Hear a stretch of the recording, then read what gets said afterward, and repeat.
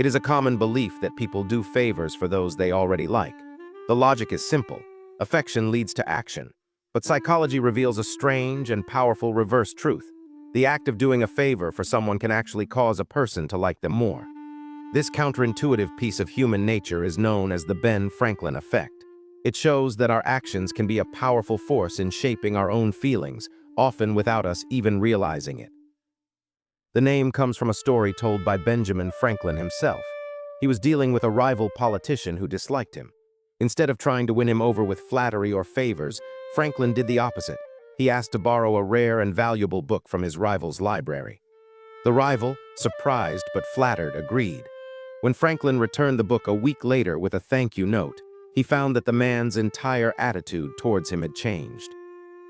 They went on to become good friends, a shift that started not with receiving a kindness, but with giving one. The reason this works lies in a powerful psychological principle called cognitive dissonance.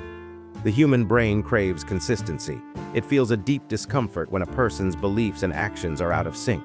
When a person does a favor for someone they are neutral about, or even dislike, their brain faces a small puzzle.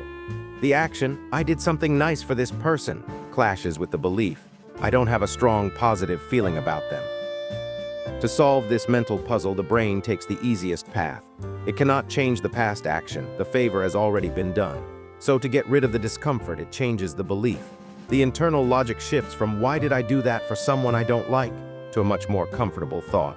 "I must actually like this person more than I thought. That's why I did them a favor." The mind rewrites its own feelings to make sense of its actions. This principle is a quiet force in social dynamics. It shows that our brains are not just directing our behavior, but are also constantly trying to justify it after the fact. The effect works in reverse too. When a person hurts someone, their brain often works to dislike that person more, as a way to justify the harmful action. They must have deserved it. The Ben Franklin effect is a powerful reminder that feelings are not always the cause of our actions. Sometimes they are the result.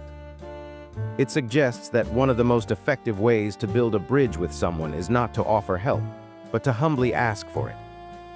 Have you ever found yourself warming up to someone, only to realize later it was right after you did them a small favor? If this insight clicks with something you've experienced, hit like and subscribe.